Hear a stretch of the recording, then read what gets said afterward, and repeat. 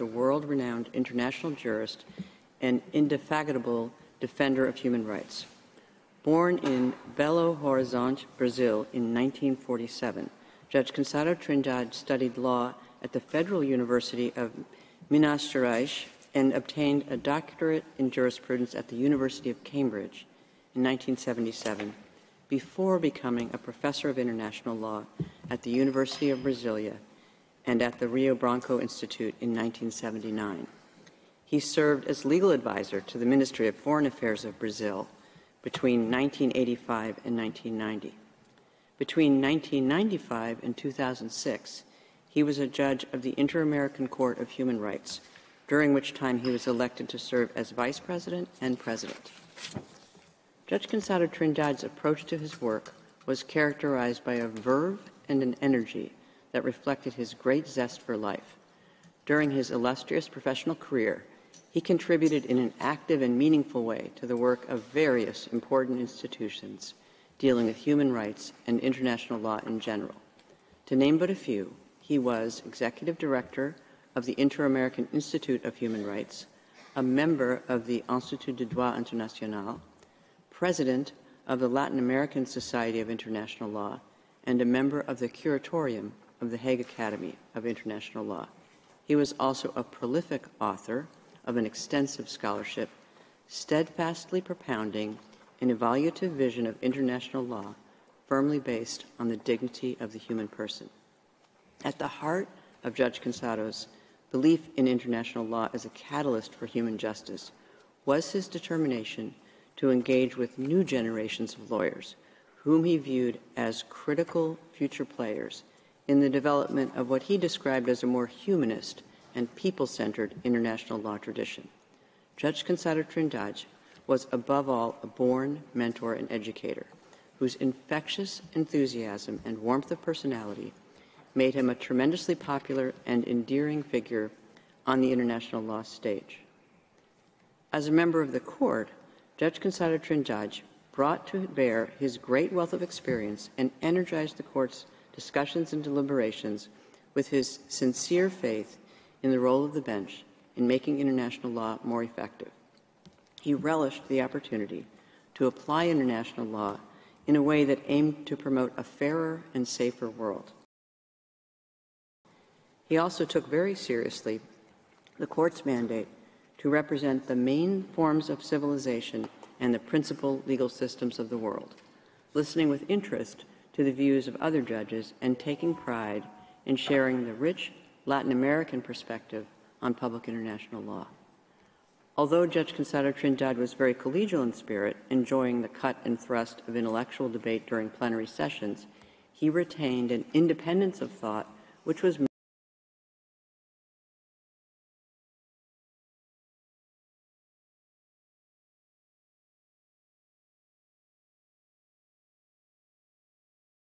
a wider pedagogic value. Within the court, Judge Conrado Trindade served on the Rules Committee and on the court's Library Committee, which he chaired from 2015 until his death. It's no surprise that he gravitated towards this role, given his intense love for books and his capacity to digest and to contribute to legal scholarship in several languages. When I think of Judge Conrado Trindade, one image is fixed in my mind. I see him walking down the hallway outside his office, carrying a huge stack of books and manuscripts, and always bearing a wide and warm smile.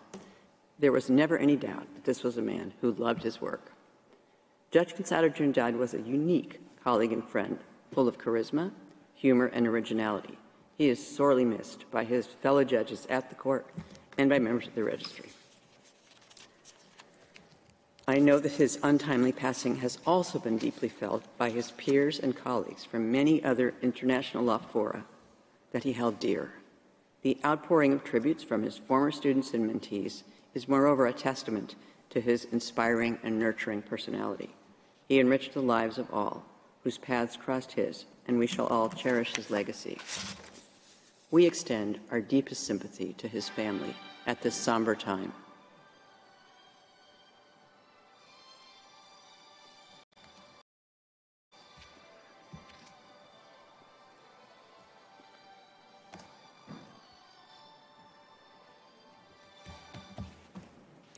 I would now like to invite you to stand and observe a minute of silence in memory of Judge Antonio Augusto Cansado Tunjaj.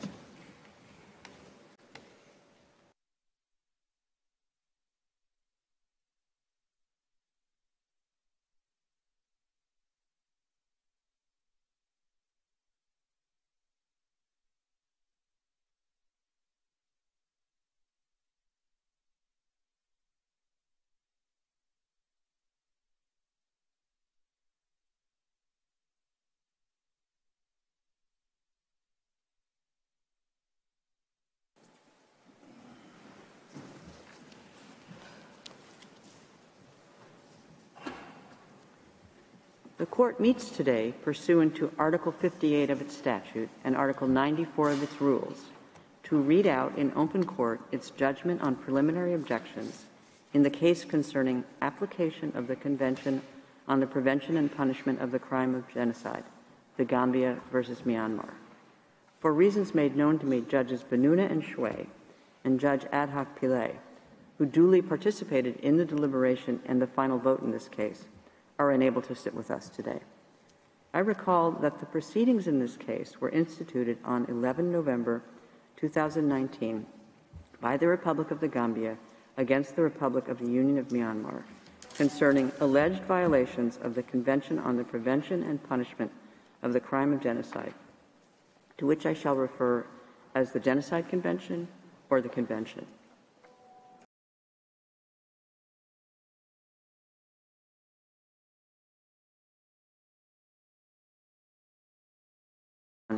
Of the Rules of Court, Myanmar raised preliminary objections to the jurisdiction of the Court and the admissibility of the application. Consequently, the proceedings on the merits were suspended. In accordance with the usual practice, I shall not read out the introductory paragraphs of the judgment, which set out the main elements in the procedural history of the case. I shall also omit some paragraphs and summarize others. I shall therefore begin reading the judgment at paragraph 28. The full text of the judgment will, of course, be available at the close of the hearing. The Court begins by recalling that in its application, the Gambia alleges that Myanmar has breached and continues to breach its obligations under the Genocide Convention through acts adopted, taken, and condoned by its government against members of the Rohingya group. Specifically, the Gambia asserts that in October 2016, the Myanmar military and other Myanmar security forces began widespread and systematic, I quote, clearance operations, end of quote, against the Rohingya group, during the course of which they committed mass murder, rape, and other forms of sexual violence and engaged in the systematic destruction by fire of Rohingya villages, often with inhabitants locked inside burning houses, with the intent to destroy the Rohingya as a group in whole or in part. The Gambia further asserts that from August 2017 onward, such genocidal acts continued, with Myanmar's resumption of clearance operations on a more massive and wider geographic scale. The Court's references to the Rohingya in this judgment should be understood as references to the group that is commonly called the Rohingya, self-identifies as such, and claims a long-standing connection to a Rakhine state, which forms part of the Union of Myanmar.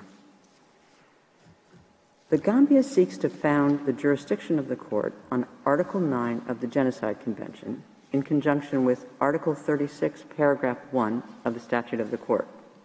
Article 9 of the Genocide Convention reads as follows, I quote, "Disputes between contracting parties relating to the interpretation, application, or fulfillment of the present convention, including those relating to the responsibility of a state for genocide or for any of the other acts enumerated in Article 3, shall be submitted to the International Court of Justice at the request of any of the parties to the dispute." End of quote. The Gambia and Myanmar are parties to the Genocide Convention. Myanmar deposited its instrument of ratification on 14 March 1956 without entering a reservation to Article 9, but making reservations to Articles 6 and 8. The Gambia acceded to the Convention on 29 December 1978 without entering any reservation. Myanmar raises 4 preliminary objections to the jurisdiction of the court and the admissibility of the application. In its first preliminary objection, Myanmar argues that the court lacks jurisdiction, or alternatively, that the application is inadmissible on the ground that the real applicant in this proceeding is the Organization of Islamic Cooperation, to which I shall refer as the OIC. According to the second preliminary objection, the applicant is inadmissible because the Gambia lacks standing to bring this case. Myanmar asserts in its third preliminary objection that the court lacks jurisdiction or that the application is inadmissible because the Gambia cannot validly seize the court in light of Myanmar's reservation to Article 8 of the Genocide Convention. In its fourth preliminary objection, Myanmar contends that the court lacks jurisdiction, or alternatively that the application is inadmissible because there was no dispute between the parties under the Genocide Convention on the date of the filing of the application. The court notes that when deciding on preliminary objections, it is not bound to follow the order in which they are presented by the respondent. In the present case, the court will start by addressing the first preliminary objection relating to the real applicant in the case, before turning to the fourth preliminary objection on the existence of a dispute, and to the third preliminary objection concerning Myanmar's reservation to Article 8 of the Genocide Convention. Finally, the court will deal with the second preliminary objection pertaining to the standing of the Gambia, which presents a question of admissibility only. As to the first preliminary objection, Myanmar argues that the court lacks jurisdiction, or alternatively that the application is inadmissible because the real applicant in the proceeding is the OIC, an international organization, which cannot be a party to proceedings before the court pursuant to Article 34, Paragraph 1 of the statute of the court. The court will first examine the question of its jurisdiction. The court establishes its jurisdiction ratio personae on the basis of the requirements laid down in the relevant provisions of its statute and the Charter of the United Nations. Pursuant to Article 34, Paragraph 1 of the statute, only states may be parties to cases before the court. According to Article 35, Paragraph 1 of the statute, the court shall be open to all states parties to the present statute. Article 93, Paragraph 1 of the Charter of the United Nations provides that all members of the United Nations are ipso facto parties to the statute of the International Court of Justice. The Gambia has been a member of the United Nations since 21 September 1965 and is ipso facto a party to the statute of the court. The court therefore considers that the Gambia meets the aforementioned requirements. Myanmar submits, however, that in bringing its claims before the court, the Gambia has in fact acted as an organ, agent, or proxy of the OIC, which is the true applicant in these proceedings. Its main contention is that a third party, namely the OIC, which is not a state, and cannot therefore have a reciprocal acceptance of jurisdiction with the respondent state, has used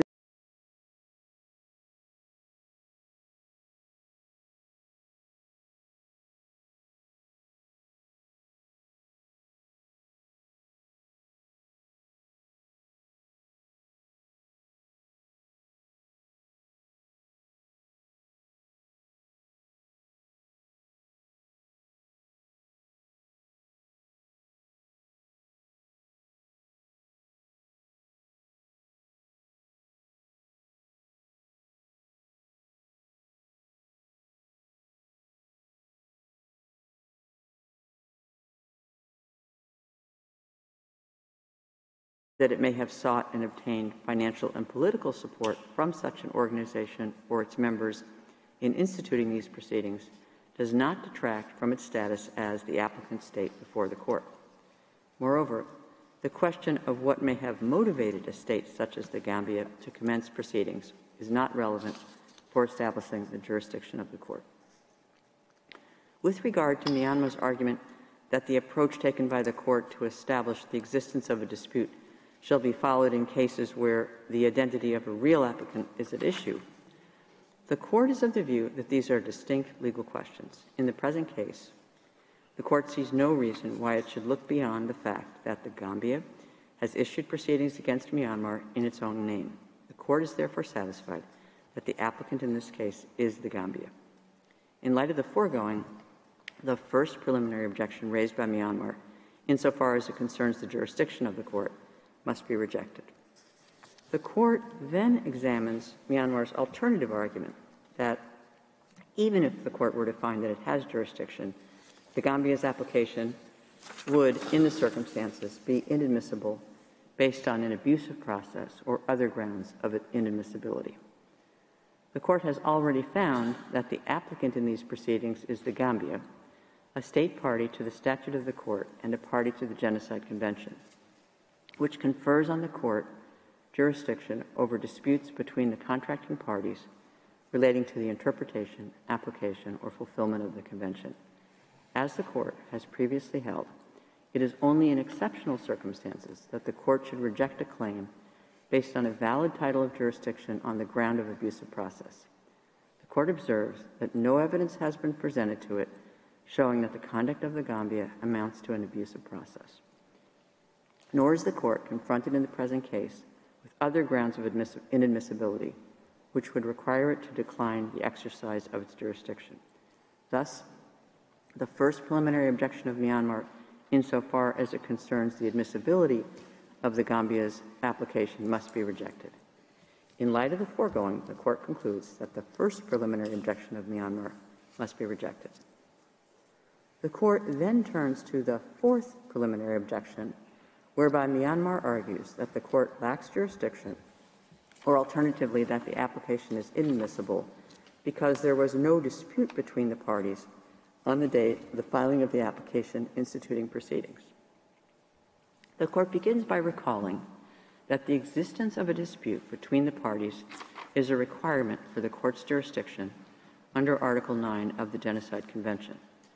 According to the established case law of the Court, a dispute is a disagreement on a point of law or fact, a conflict of legal views or interests between parties.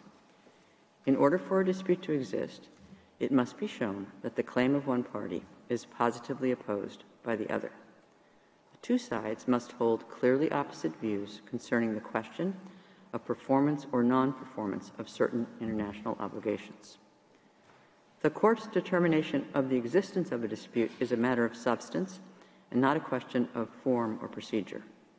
In principle, the date for determining the existence of a dispute is the date on which the application is submitted to the Court. However, conduct of the parties subsequent to the application may be relevant for various purposes, in particular to confirm the existence of a dispute. The Court has also previously held that in making such a determination, it takes into account, in particular, any statements or documents exchanged between the parties, as well as any exchanges made in multilateral settings.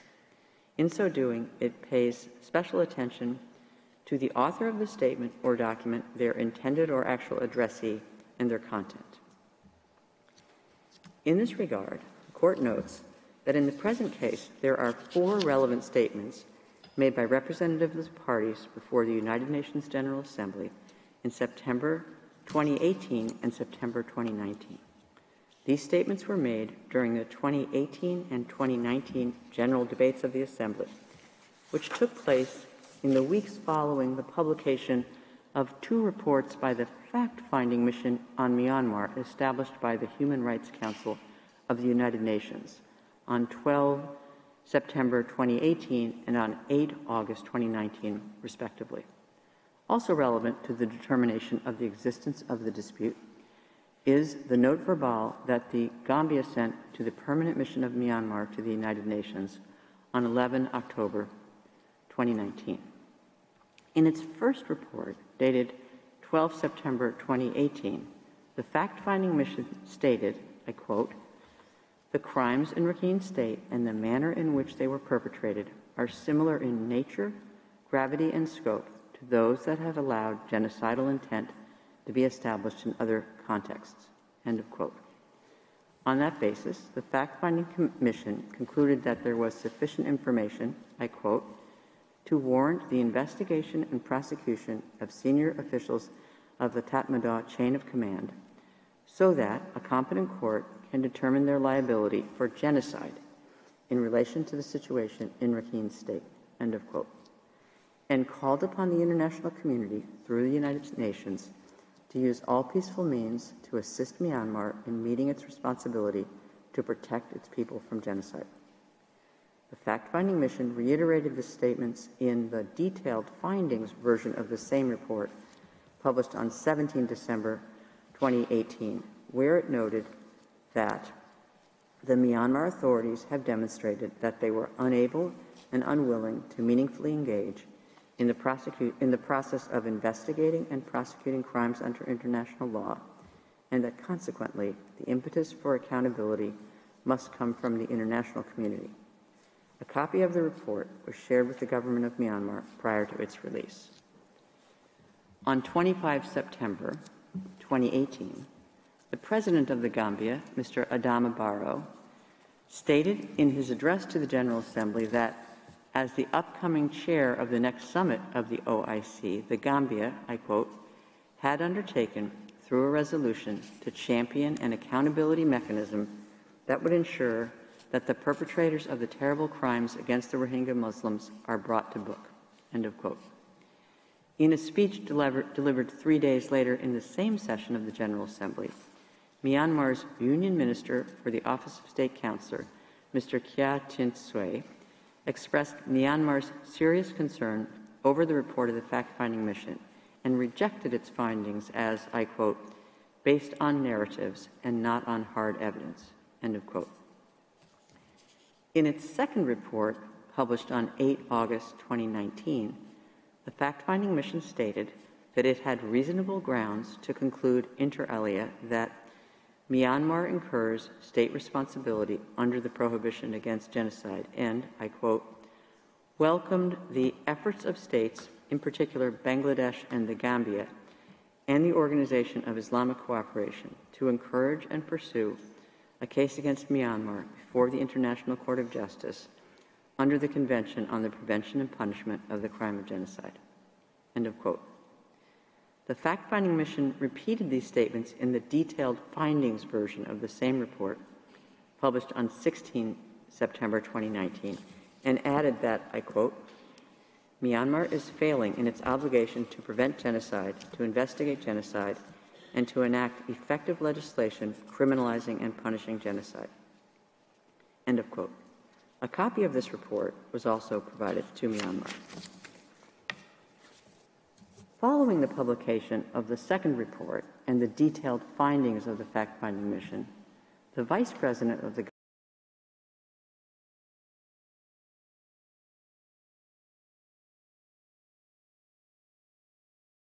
community with a conscience, we cannot continue to ignore the plight of the Rohingya, end of quote, and declared her government's intention to, I quote, lead concerted efforts to take the Rohingya issue to the International Court of Justice on behalf of the Organization of Islamic Cooperation, end of quote.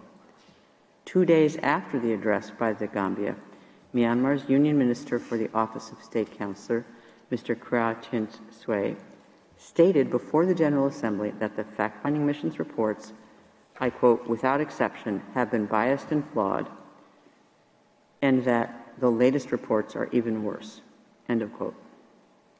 Myanmar contests the existence of a dispute between the parties on 2 grounds. First, Myanmar argues that the statements made in the General Assembly and the note verbal sent by the Gambia on 11 October 2019 lacked sufficient particularity in the sense that the Gambia did not specifically articulate its legal claims. Secondly, Myanmar maintains that the requirement of mutual awareness is not satisfied because it had never rejected specific claims by the Gambia. The court will now examine these 2 grounds advanced by Myanmar to contest the existence of a dispute between the parties. With regard to Myanmar's argument that the existence of a dispute requires what Myanmar refers to as mutual awareness by both parties of their respective opposed positions, the conclusion that the parties hold opposite views concerning performance or non-performance of legal obligations does not require that the respondent must expressly oppose the claims of the applicant. If that were the case, a respondent could prevent a finding that a dispute exists by remaining silent in the face of an applicant's legal claims. Such a consequence would be unacceptable. It is for this reason that the Court considers that in case the respondent has failed to reply to the applicant's claims, it may be inferred from its silence in certain circumstances that it rejects those claims and that, therefore, a dispute exists at the time of the application. Consequently, the Court is of the view that the requirement of mutual awareness based on two explicitly opposed positions, as put forward by Myanmar, has no basis in law. Turning to Myanmar's argument that the statements made by the Gambia before the United Nations General Assembly lacked sufficient particularity, the Court notes that those statements did not specifically mention the Genocide Convention. The Court, however, does not consider that a specific reference to a treaty or to its provisions is required in this regard. As the Court has affirmed in the past, however, I quote, "The exchanges between the relevant states must refer to the subject matter of the treaty with sufficient clarity to enable the state against which the claim is made to identify that there is or may be a, quote, a dispute with regard to that subject matter," end of quote. In this context, the Court notes that the statements of the Gambia in September 2018 and September 2019 were made shortly after the publication of the fact-finding mission's reports. The 2018 report specifically alleged that the perpetration of crimes in Rakhine State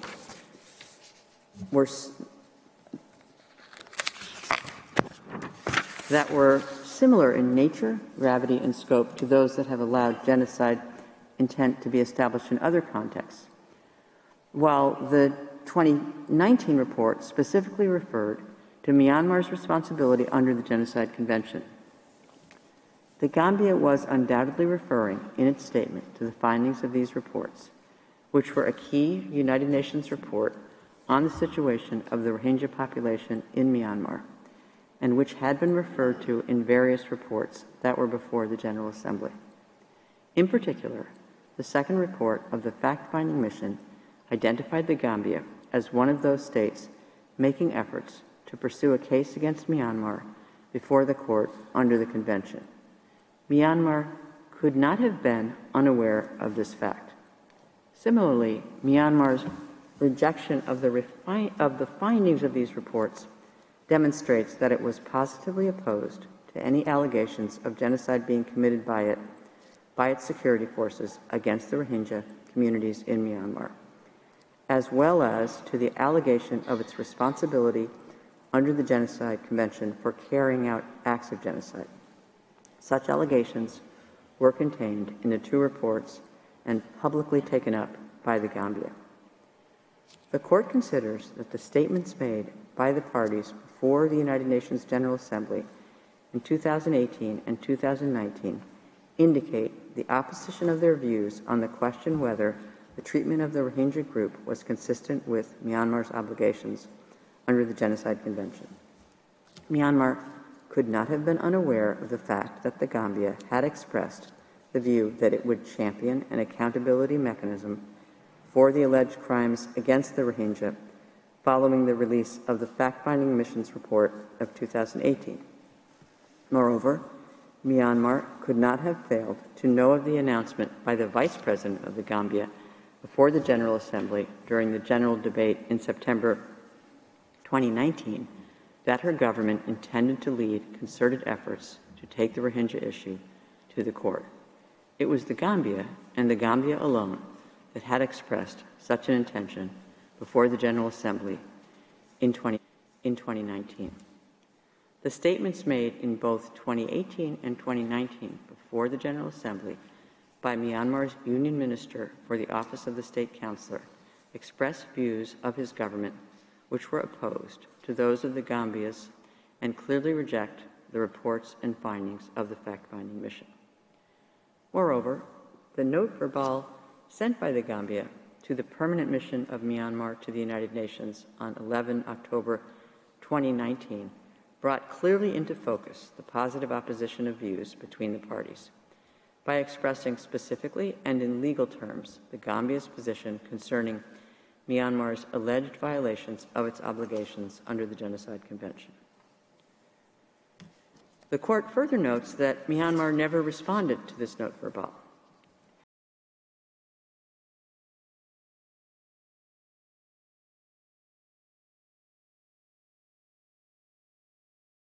The position or the attitude of a party can be established by inference, whatever the professed view of that party. In particular, the existence of a dispute may be inferred from the failure of a state to respond to a claim in circumstances where such a response is called for. The question whether such an inference may be drawn depends on the particular circumstances of each case.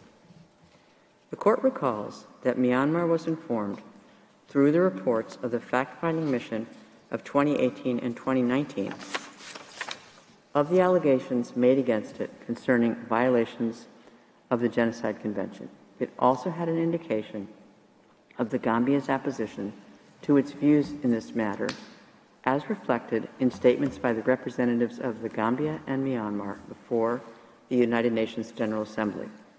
Thus, the note verbal did not constitute the first time that these allegations were made known to Myanmar.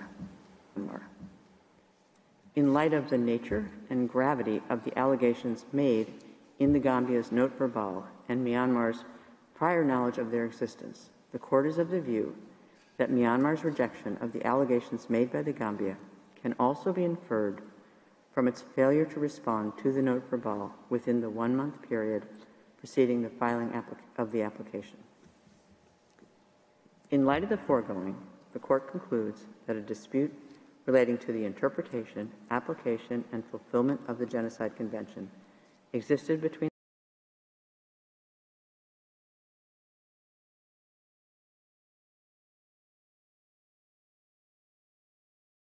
2019.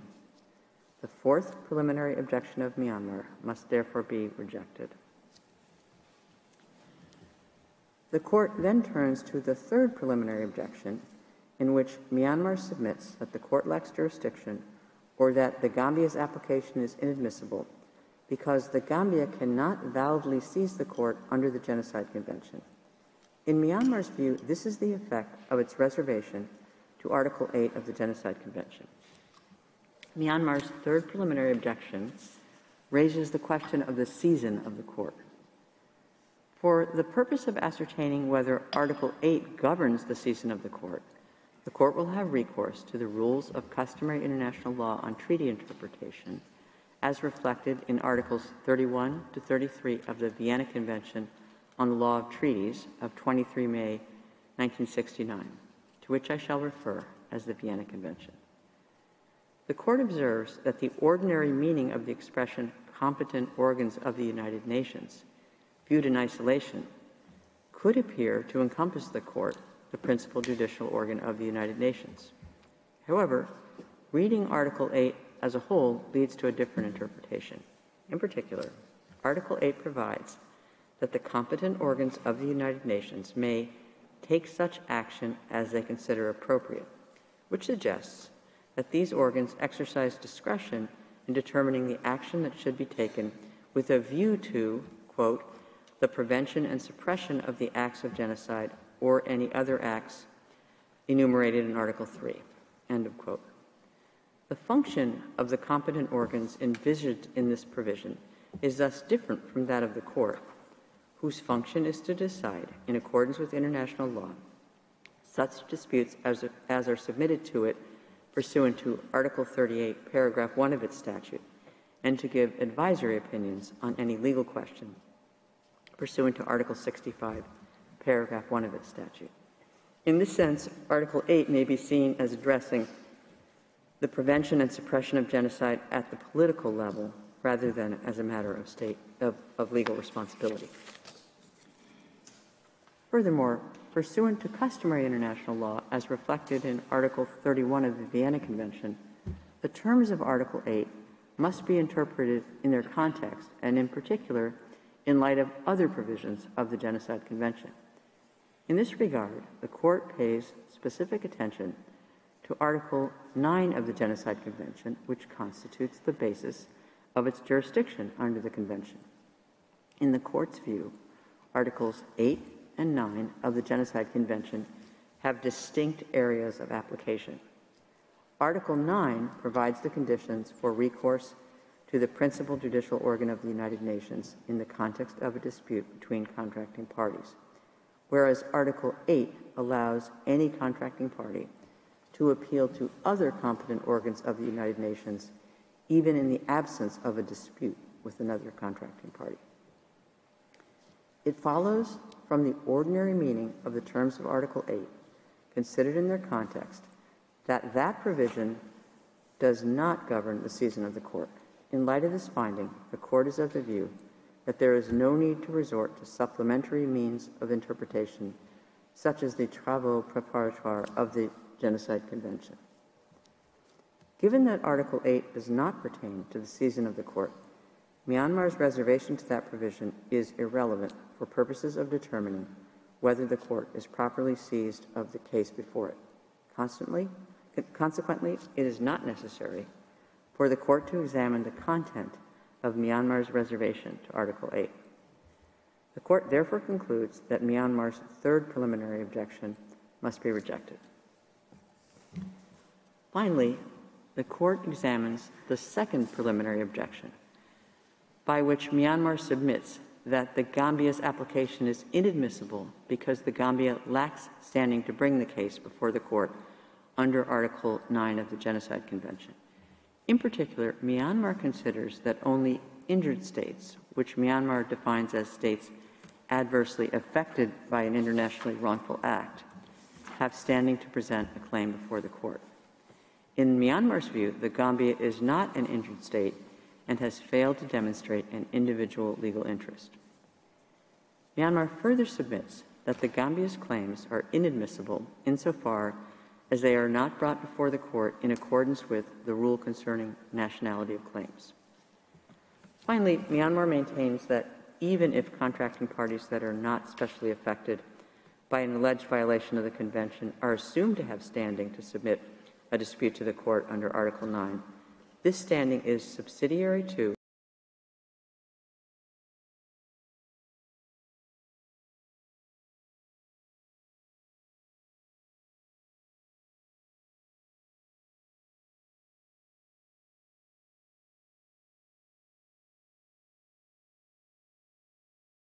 Bangladesh to Article 9 of the Genocide Convention not only precludes Bangladesh from bringing a case against Myanmar, but it also bars any non-injured state, such as the Gambia, from doing so.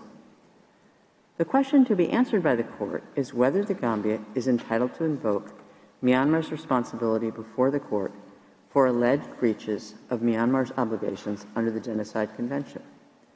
The court recalls the advisory opinion on reservations to the Convention on the Prevention and Punishment of the Crime of Genocide, in which it explained the legal relationship established among states parties under the Genocide Convention. I quote, "In such a convention, the contracting states do not have any interests of their own. They merely have, one and all, a common interest, namely, the accomplishment of those high purposes which are the raison d'etre of the convention. Consequently, in a convention of this type, one cannot speak of individual advantages or disadvantages to states, or of the maintenance of a perfect contractual balance between rights and duties. The high ideals which inspired the convention provide, by virtue of the common will of the parties, the foundation and measure of all of its provisions." End of quote. All the states parties to the Genocide Convention thus have a common interest to ensure the prevention, suppression, and punishment of genocide by committing themselves to fulfilling the obligations contained in the Convention. As the Court has affirmed, such a common interest implies that the obligations in question are owed by any state party to all the other states parties to the relevant convention. They are obligations erga omnes partes, in the sense that each state party has an interest in compliance with them at any given case. The common interest in compliance with the relevant obligations under the Genocide Convention entails that any state party without distinction is entitled to invoke the responsibility of another state party for alleged breach of its obligations erga omnes partes. Responsibility for an alleged breach of obligations erga omnes partes under the Genocide Convention may be invoked through the institution of proceedings before the court, regardless of whether a special interest can be demonstrated. If a special interest were required for that purpose, in many cases, no state would be in a position to make a claim. For these reasons, Myanmar's purported distinction between an entitlement to invoke responsibility under the Genocide Convention and standing to pursue a claim for this purpose before the court has no basis in law. For the purpose of institution of proceedings before the court, a state does not need to demonstrate that any victims of alleged breach of obligations erga omnes partes under the Genocide Convention are its nationals. The court recalls that where a state causes injury to a natural or legal person by an internationally wrongful act, that person's state of nationality may be entitled to exercise diplomatic protection, which consists of the invocation of state responsibility for such injury. The court further notes that the scope of diplomatic protection has been extended to include, inter alia, alleged violations of internationally guaranteed human rights. However, the entitlement to invoke the responsibility of a state party to the Genocide Convention before the court for alleged breaches of obligations erga omnes partes is distinct from any right that a state may have to exercise diplomatic protection in favor of its nationals. The aforementioned entitlement derives from the common interest of all state parties in compliance with these obligations, and it is therefore not limited to the state of nationality of alleged victims. In this connection, the court observes that victims of genocide are often nationals of the state allegedly in breach of its obligations erga omnes partes. The Genocide Convention does not attach additional conditions to the invocation of responsibility or admissibility of the claims submitted to the court. The use of the expression "the contracting parties" in Article 9 is explained by the fact that the court's jurisdiction under Article 9 requires the existence of a dispute between two or more contracting parties. By contrast, any contracting party may seek recourse before the competent organs of the United Nations under Article 8, even in the absence of a dispute with other contracting parties. Besides, the use of the word disputes as opposed to any dispute or all disputes in Article 9 of the Genocide Convention is not uncommon in compromissory clauses contained in multilateral treaties. Similarly, the terms of Article 9, providing that disputes are to be submitted to the court at the request of any parties to the dispute, as opposed to any of the contracting parties, do not limit the category of contracting parties entitled to bring claims for alleged breach of obligations erga omnes partes under the Convention. This phrase clarifies that only a party to the dispute may bring it before the court, but it does not indicate that such a dispute may only arise between a state party allegedly violating the Convention and a state specially affected by such alleged violation. It follows that any state party to the Genocide Convention may invoke the responsibility of another state party, including through the institution of proceedings before the court, with a view to determining the alleged failure to comply with its obligations erga omnes partes under the Convention and to bringing that failure to an end. The court acknowledges that Bangladesh, which borders Myanmar, has faced a large influx of members of the Rohingya group who have fled Myanmar. However, this fact does not affect the right of all other contracting parties to assert the common interest in compliance with the obligations erga omnes partes under the Convention, and therefore does not preclude the Gambia's standing in the present case. Accordingly, the court does not need to address the arguments of Myanmar relating to Bangladesh's reservation to Article 9 of the Genocide Convention. For this reason, the court concludes that the Gambia, as a state party to the Genocide Convention, has standing to invoke the responsibility of Myanmar for the alleged breaches of its obligations under Articles 1, 3, 4, and 5 of the Convention. Therefore, Myanmar's second preliminary objection must be rejected. I shall now read out the operative part of the judgment. For these reasons, the Court, 1, unanimously rejects the first preliminary objection raised by the Republic of the Union of Myanmar. 2, unanimously rejects the fourth preliminary objection raised by the Republic of the Union of Myanmar. 3, unanimously rejects the third preliminary objection raised by the Republic of the Union of Myanmar. 4, by 15 votes to 1, rejects the second preliminary objection raised by the Republic of the Union of Myanmar.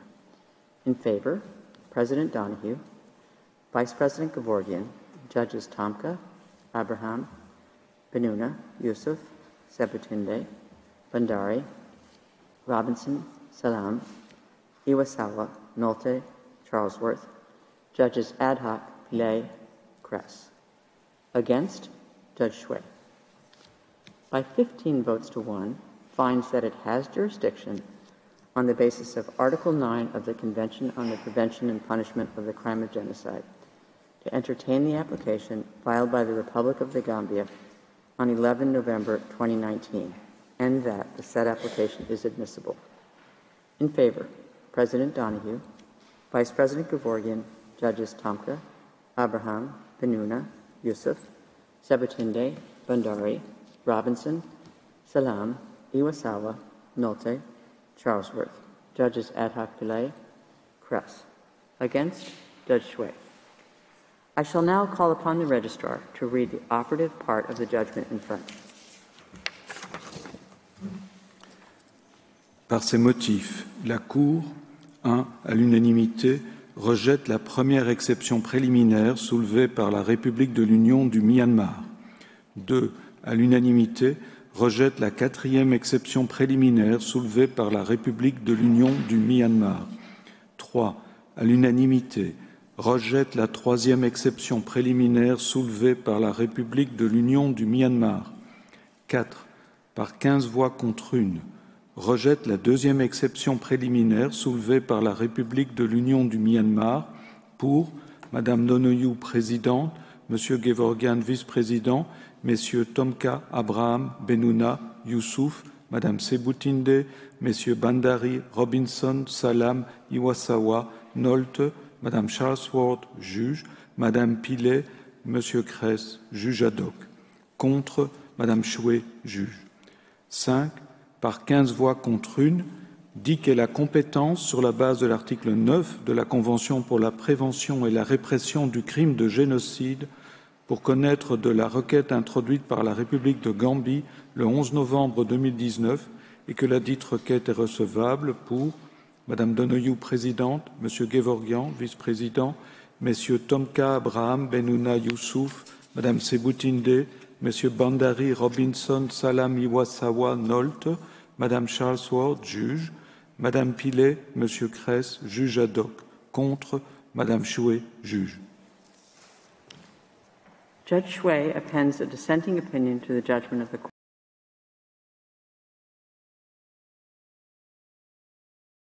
Court. Judge Ad hoc Kress appends a declaration to the judgment of the Court. The text of the judgment is available from today in typescript. It will also be available shortly on the Court's website. The printed text will be available in the near future. As the Court has no other business before it, I declare the sitting closed.